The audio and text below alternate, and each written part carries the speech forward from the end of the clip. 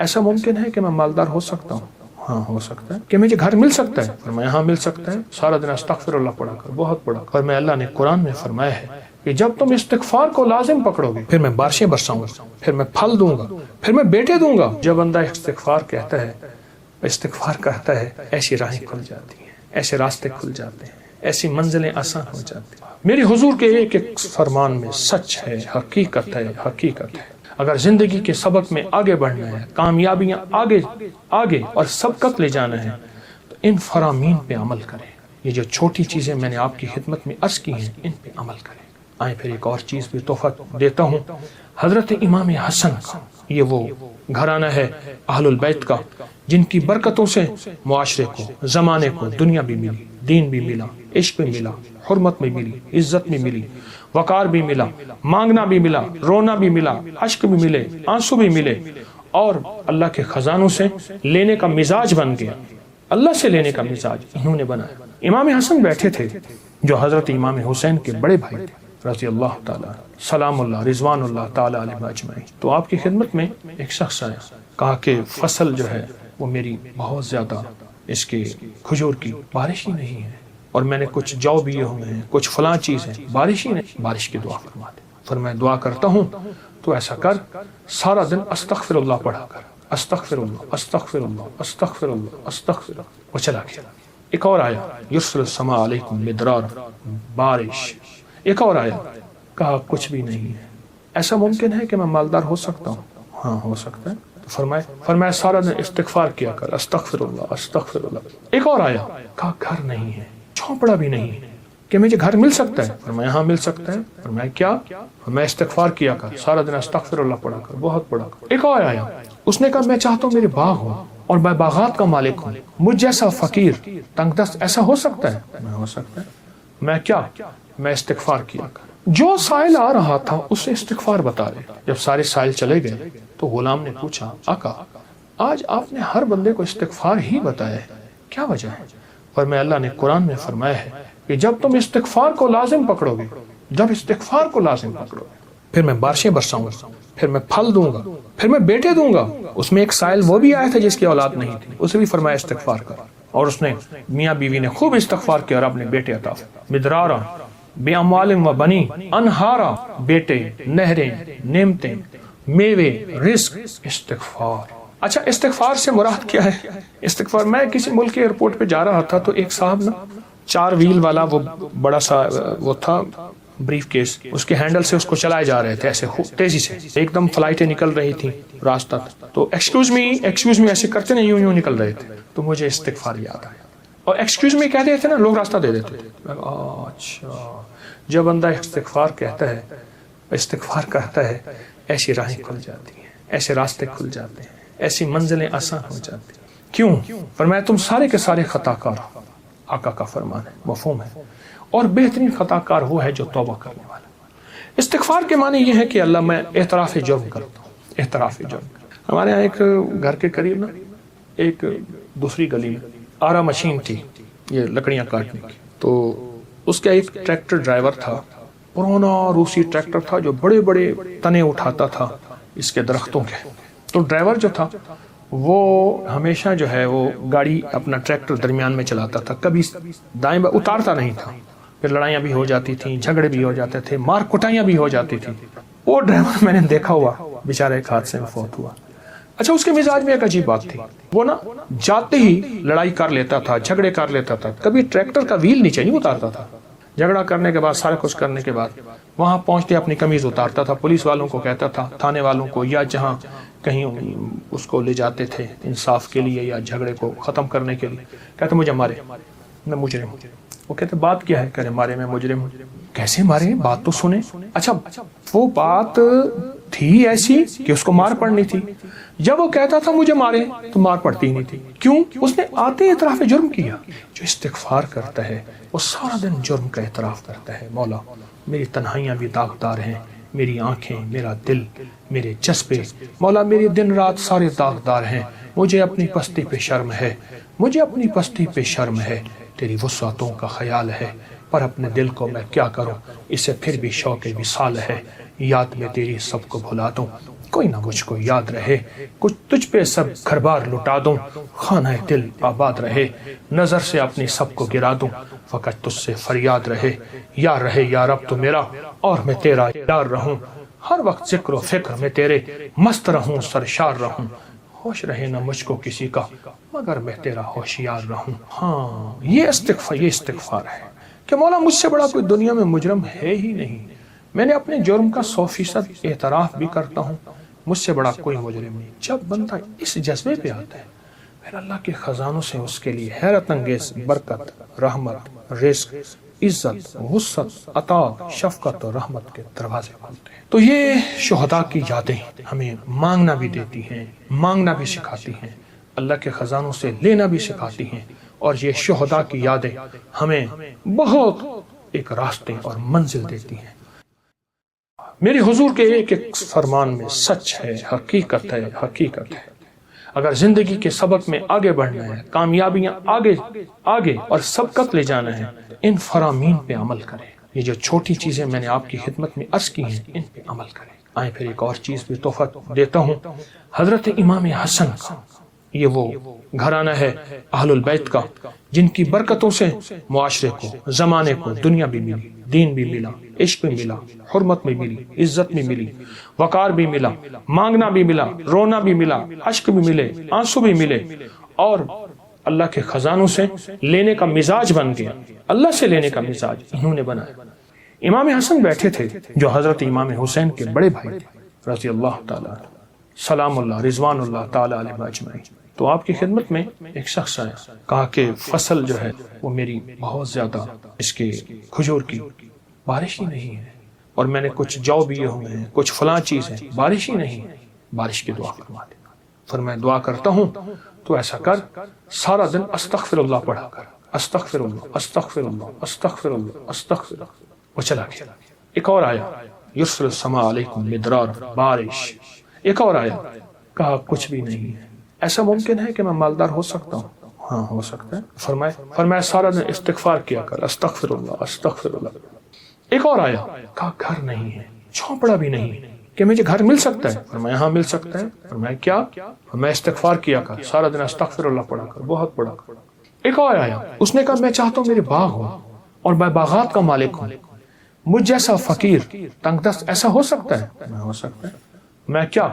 میں استغفار کیا کر۔ جو سائل آ رہا تھا اسے استغفار بتا رہے۔ جب سارے سائل چلے گئے تو غلام نے پوچھا، آقا آج آپ نے ہر بندے کو استغفار ہی بتایا ہے، کیا وجہ ہے؟ اور میں اللہ نے قرآن میں فرمایا ہے کہ جب تم استغفار کو لازم پکڑو گے، جب استغفار کو لازم پکڑو گے، پھر میں بارشیں برساؤں گا، پھر میں پھل دوں گا، پھر میں بیٹے دوں گا۔ اس میں ایک سائل وہ بھی آیا تھا جس کی اولاد نہیں تھی، اسے بھی فرمایا استغفار کر، اور اس نے میاں بیوی نے خوب استغفار کیا اور اپنے بیٹے عطا مدرارا بِأَمْوَالٍ وَبَنِينَ، انہارا، بیٹے، نہریں، نعمتیں، میوے، رزق، استغفار۔ اچھا استغفار سے مراد کیا ہے؟ استغفار، میں کسی ملک کے ایئرپورٹ پہ جا رہا تھا تو ایک صاحب نا 4 ویل والا وہ بڑا سا وہ تھا بریف کیس، اس کے ہینڈل سے اس کو چلائے جا رہے تھے ایسے تیزی سے، تو ایک دم فلائٹیں نکل رہی تھیں راستہ، تو ایکسکیوز می ایسے کرتے نہیں، یوں نکل رہے تھے، تو مجھے استغفار یاد آیا، اور ایکسکیوز می کہہ دیتے نا لوگ راستہ دے دیتے۔ اچھا جب بندہ استغفار کہتا ہے، استغفار کرتا ہے، ایسی راہیں کھل جاتی ہیں، ایسے راستے کھل جاتے ہیں، ایسی منزلیں آسان ہو جاتی ہیں۔ کیوں؟ فرمایا تم سارے کے سارے خطا کار، آقا کا فرمان ہے، مفہوم ہے، اور بہترین خطا کار وہ ہے جو توبہ کرنے والا۔ استغفار کے معنی یہ ہے کہ اللہ میں اعتراف جرم کرتا ہوں، اعتراف جرم۔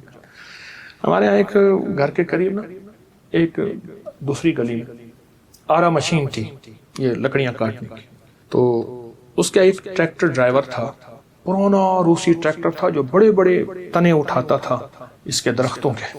تو ڈرائیور جو تھا وہ ہمیشہ جو ہے وہ گاڑی اپنا ٹریکٹر درمیان میں چلاتا تھا، کبھی دائیں بائیں اتارتا نہیں تھا، پھر لڑائیاں بھی ہو جاتی تھیں، جھگڑے بھی ہو جاتے تھے، مار کٹائیاں بھی ہو جاتی تھیں۔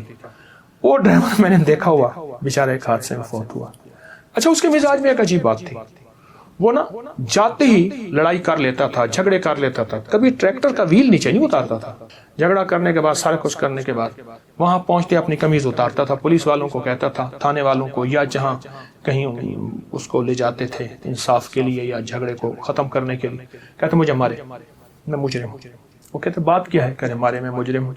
وہ کیسے مارے؟ بات تو سنیں۔ اچھا وہ بات تھی ایسی کہ اس کو مار پڑنی تھی؟ جب وہ کہتا تھا مجھے مارے تو مار پڑتی ہی نہیں تھی۔ کیوں؟ اس نے آتے اعتراف جرم کیا۔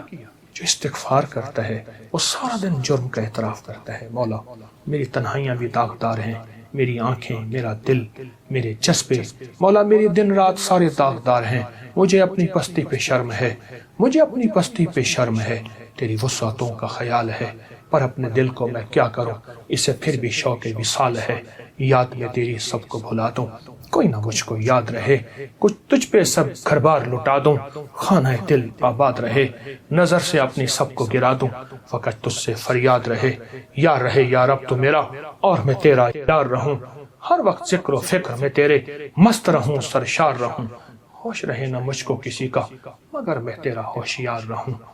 ہاں یہ استغفار ہے کہ مولا مجھ سے بڑا کوئی دنیا میں مجرم ہے ہی نہیں، میں نے اپنے جرم کا 100% اعتراف بھی کرتا ہوں، مجھ سے بڑا کوئی مجرم نہیں۔ جب بندہ اس جذبے پہ آتا ہے پھر اللہ کے خزانوں سے اس کے لیے حیرت انگیز برکت، رحمت، رزق، عزت، وسعت، عطا، شفقت اور رحمت کے دروازے کھلتے ہیں۔ تو یہ شہداء کی یادیں ہمیں مانگنا بھی دیتی ہیں، مانگنا بھی سکھاتی ہیں، اللہ کے خزانوں سے لینا بھی سکھاتی ہیں، اور یہ شہداء کی یادیں ہمیں بہت ایک راستے اور منزل دیتی ہیں۔ آئیں ہر سال 9-10 محرم نہیں، اپنا پورا دن، اپنی پوری راتیں، اپنا سارا سال 9-10 محرم بنانا ہے اور عاشورہ کا دن بنانا ہے۔ وہ کیا؟ مانگنے والے، سجدے نہ چھوڑنے والے، ان شہداء کی یادوں کے لیے، ان شہداء کی یادوں کے لیے ان کی زندگی، ان کی سچی راہیں نہ چھوڑ کر اللہ کو منانے والے، دعائیں مانگنے والے، غریبوں کا خیال کرنے والے، استغفار کرنے والے، نفل پڑھنے والے، سجدے کرنے والے اور حقوق کا خیال کرنے والے، حلال حرام کی پہچان کرنے والے۔ ایک طرف حرام ہے اور تخت ہے، ایک طرف حلال ہے اور خون کی ندیاں ہیں، تو پھر خود فیصلہ کرنا ہوگا کہ حسین نے کون سا فیصلہ کیا تھا اور یزید نے کس کا فیصلہ کیا تھا، اور یزید نے تخت کا فیصلہ کیا اور حسین نے شہادتوں کا فیصلہ کیا۔ ان کے فیصلے غلط نہیں تھے، وہ فیصلوں میں سچے تھے، وہ ہمیں ایک زندگی دے کر گئے ہیں۔ مجھے بھی آپ کو بھی، مجھے بھی آپ کو اس زندگی کو سوچنا ہے اور اس زندگی کو سوچ کے آئندہ کے لیے اپنا لائے عمل قائم کرنا ہے۔ آج کے بعد ہمارا ہر دن عاشورہ کا ہوگا، صبر میں بھی، عطا میں بھی، توبہ میں بھی، مانگنے میں بھی، دعاؤں میں بھی، استغفار میں بھی، اللہ کی محبت میں بھی، عشق مصطفیٰ میں بھی، اور محمد آل محمد کی نسبتوں کے ساتھ، اصحاب محمد کی شہادتوں اور نسبتوں کے ساتھ انشاءاللہ ہمارا ہر دن اسی طرح روشن ہوگا اور ہر دن انشاءاللہ کامیابی کا سفر ہوگا۔ کہ جو شخص یہ چاہتا ہے اللہ میری نسلوں کے لیے رزق کے دروازے کھلے رکھ، رزق روحانی اور رزق جسمانی، اللہ میری نسلوں کے لیے دنیا کی مہنگائیاں، حالات، کرائسس، ناکامیاں اور پتہ نہیں آگے مہنگائیوں کی صورتحال کیا ہوگی، لیکن اللہ مجھ سے اور میری نسلوں سے رزق نہ چھین، تو فرمایا اس شخص کو کہے کہ سورۃ فاتحہ پڑھ، اور سورۃ فاتحہ کو ایک بار پڑھ، اور جب پہنچ ایاک نعبد و ایاک نستعین، اس کو 40 منٹ ایسے وجدان، ایسے درد، ایسی کیفیت کہ کوئی دنیا کا کوئی فرد مجھے یاد نہ رہے سوائے اس کی ذات کریمی کے، اور اس کو دہرا دہرا دہرا دہرا، اس کو دہرا، اور کہا کہ میں نے وہ پڑھنا شروع کر دیا، میں نے پڑھنا شروع کر دیا۔ شیخ حامد کوفی کہتے ہیں کہ کوفہ میں ہمارے ہاں ایک رئیس تھا اور لوگ اس کے در سے کھاتے تھے اور لوگ اس کے در سے بہت لیتے تھے اور بہت سخاوت چلتی تھی، اور سنا تھا کہ اس کے والد بھی ایسے رئیس تھے اور سنا تھا اس کے دادا بھی ایسے رئیس تھے، اور یہ بات سنی تھی کہ اس کے دادا نے کوئی عمل کیا تھا، اور ایسا نہیں، دادا کے بڑوں نے کوئی ایسا عمل کیا تھا جس میں اللہ سے نسلوں کے لیے رزق اور رزق کے خزانے منوائے تھے۔ کتنے لوگ ایسے ہیں، مال دولت چیزیں ایسے حالات اور گردش میں آئے کہ ناموری سے گمنامی میں چلے گئے۔ مجھے یاد ہے کہ میں ٹاؤن شپ میں ایک بندے سے ملا، یہ بات ہے آج سے کچھ 27-28 سال پہلے کم و بیش۔ ایسے چھوٹا سا کمرہ تھا اور مختصر سی 2-3 کرسیاں، ایک ٹوٹی سی میز، اور کہا کہ میں لاہور میں میرا سکہ چلتا تھا، میرا نام یہ ہے، نام مناسب نہیں، رازداری زندگی کا پہلا حصہ ہے، اور میرا نام یہ ہے، اور میرا اپنا ذاتی جہاز تھا، اور یہ مال تھا، اور یہ چیز تھا، اور آج میرا حال یہ ہے کہ اگر میں دوائی لوں گا تو یہ بندہ پیسے دے گا جو ساتھ کھڑا تھا، میرے پاس دوا کے پیسے نہیں ہیں۔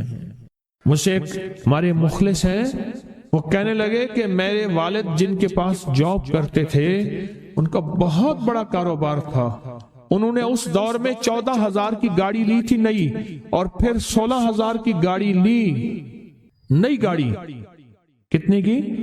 16,000 کی گاڑی لی، 100 کا نوٹ بانٹتے تھے، صبح سے شام تک، شام سے صبح تک لوگ لین لگا کے لیتے تھے، اور جس دور میں 250 روپے کے 5 مرلے جگہ ملتی تھی، 250 فٹ جگہ ملتی تھی، نہ 125 فٹ، 125 جگہ ملتی، 5 مرلے 250 روپے کی، اور وہ بیچتے تھے۔ اور پھر ایک وقت ایسا آیا ہر چیز ختم ہو گئی۔ میرے پاس ایک ڈرائیور تھا، وہ کہنے لگا کہ میرے مالک ہیں جن کے پاس پہلے میں کام کرتا تھا، ان کے حالات آ گئے تو میں نے آپ کے پاس آپ کے ڈرائیوری کی، اگر رمضان میں کوئی بچا ہوا لنگر ہو تو انہیں بلا لوں، آپ دے دیں گے؟ تو ہم رمضان میں مجمع آتا تو کوشش کی جاتی ہے کہ ان کو کھانا تازہ کھلایا جائے، تو میں نے کہا ٹھیک ہے، کہا کہ کچھ پیسے بھی ہو جائیں۔ کون ہے؟ کہا کہ فلاں لاہور کا، نہیں جانتے آپ؟ ہاں جانتا ہوں، اتنی بڑی سوسائٹی ہے، بڑی مالداروں کی۔ کہا یہ 28 مربع جگہ انہی کی تھی، اور آج سے 40 سال پہلے انہوں نے یہ جگہ بیچی تھی، اور اتنے کروڑوں میں اتنے میں بیچی تھی، اب وہ ایک چھوٹے سے مکان میں رہتے ہیں، سب کچھ ختم ہو گیا ہے، سب کچھ ختم ہو گیا ہے، اور ان کے گھر کھانا نہیں ہوتا، اور آپ اگر کھانا دیں گے تو ان کے گھر میں 2-3 وقت اچھا گزر جائے گا۔ میں اپنی نسلوں کے لیے تونگری منوا لے، اپنی نسلوں کے لیے رزق منوا لے، اپنی نسلوں کے لیے وسعت منوا لے، تو کہے کہ مال بہت ہے اور نسلوں کے کام آئے گا، مال رکھنا جائز ہے، حلال جائز ہے، لیکن یہ شرط نہیں ہے کہ وہ رہے گا یا نہیں رہے گا۔ یہ میری ساتھ چوک ہے، یہاں کرتبہ چوک، یہاں 2 پلازے مجھے ایک بندے نے بتائے، اب اس کے نہیں ہیں، کہا یہ اور یہ اس بندے کا ہے، فلاں نام کے بندے کا، اور اس کا آج کچھ نہیں رہا۔ اب وہ جس کسائی سے گلبرگ میں ہے، یہاں لاہور میں، جس سے بہت من و گوشت آتا تھا اور بڑے بڑے رئیس دعوتیں پکتی تھی، چپ کر کے جاتا ہے اور وہ کچھ پیسے اس کی مٹھی میں ڈال دیتا ہے اور وہ اس سے زندگی کا گزر بسر ہوتا ہے۔ میں یہاں لاہور میں فیروز پور روڈ پہ ایک جگہ گیا تو انہوں نے وہ جگہ پہ کھڑے ہو کے دکھایا، وہ سامنے جو بنگلہ ہے، میں نے کہا وہ تو محل ہے، کہہ رہے یہ اس بندے کا ہے، اب ایک کمرہ اس کو ہم نے دیا ہوا ہے، اور وہ بنگلہ، وہ محل، وہاں وہ کھڑکی اس طرف کی بند رکھتا ہے کہ میری نظر اس پہ نہ پڑے، وہ سب کچھ اس سے چھن گیا ہے۔ سنیں، یاد رکھیں، جو اللہ کے خزانوں سے ملتا ہے وہ تیری جیب سے جا نہیں سکتا، وہ دنیا کی جیبوں اور مالوں سے جو ملتا ہے وہ تیری جیب میں رہ نہیں سکتا۔ یہ جو عمل ہے نا، نسلوں کے لیے رزق منوانا، برکت منوانا، نسلوں کے لیے رزق منوانا، نسلوں کے لیے برکت منوانا، یہ جو عمل ہے، بس اب میں نے آپ کو عرض کیا نا کہ آپ پوچھیں کتنے دن کریں گے، میں نے کہا دل خود بولے گا، من خود بولے گا، اندر خود بولے گا۔ میں نے آپ کو کچھ واقعات سنائے ہیں، بڑی بڑی ہستیوں کے واقعات، بڑی بڑی ہستیوں کے واقعات۔ یہ اس میں سعودی عرب مکہ مکرمہ میں ایک جگہ ہے، اس کا نام خالدیہ ہے، سوسائٹی۔ میں وہاں ایک عرب سے ملا، شیخ ابو ترکی اسے کہتے تھے، تو اردو عربی تو مجھے آتی نہیں، بس تھوڑی بہت ایسے شدھ بدھ ہے، تو وہ تھوڑی ہی دیر میں کہتے تھے ایسے اٹھتے تھے نا، کہتے تھے اللہم ایاک نعبد و ایاک نستعین۔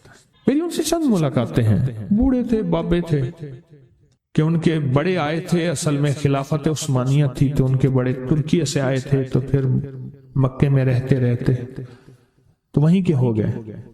ان کا جو خادم تھا وہ اردو بولنے والا تھا اور انڈیا کا تھا، اس سے میرا تعلق تھا۔ تو میں نے اس سے پوچھا، میں نے کہا تیرا جو ہے یہ بابا یہ کیوں پڑھتا ہے؟ یہ پتہ نہیں، میں سے پوچھ کیوں پڑھتا ہے؟ اس نے کہا جلالی بابا ہے تو کہے گا مجھ سے۔ میں نے کہا میرا کہے؟ اچھا وہ میرے اشارے دیکھ رہا تھا، تو اس نے عربی سے پوچھا کیا کہتا ہے؟ اس نے ڈرتے ڈرتے کہا کہ جی آپ یہ کیوں پڑھتے ہیں؟ تو بڑا خوش ہو گیا، کہنے لگا پہلا بندہ ہے جس نے مجھ سے پوچھا، آج تک کسی نے پوچھا نہیں، پہلا بندہ ہے جس نے مجھے یہ پوچھا ہے۔ کہا جب ہم چھوٹے تھے ہمارے پاس بہت غربت تھی اور تنگ دستی تھی، تو میرے والد ہمیں بٹھا لیتے تھے اور ہم سورۃ فاتحہ پڑھتے تھے، اور جب پہنچتے تھے نا ایاک نعبد و ایاک نستعین پر، تو پھر اس کو میرے والد کہتے تھے دہراؤ، بہت زیادہ پڑھو، بہت زیادہ پڑھو، بہت زیادہ پڑھو، بہت زیادہ پڑھو۔ کام پڑھتے تھے، بہت زیادہ پڑھتے تھے، بہت زیادہ پڑھتے تھے۔ اور کہا میرے والد پھر دعا کرتاتے تھے اور ہم آمین کہتے تھے، اور میرے والد کہتے تھے چلو مبارک ہو، ہمیں جو ہے اللہ پاک وہ فلاں چیزیں، وہ حلاوے، وہ چیزیں کھلائیں گے۔ کہہ رہے ابے کو دیکھتے تھے، ابا جی ہمارے پاس تو پیٹ بھر کے روٹی نہیں ہے، آپ کہتے ہیں اللہ وہ کھلائے گا، وہ کھلائے گا، اور ابا ایسے خوش ہو جاتا تھا۔ کیوں؟ ابے کو یقین تھا کہ سورۃ فاتحہ اس کریم نے قبول کر لی اور میرا کام ہو گیا۔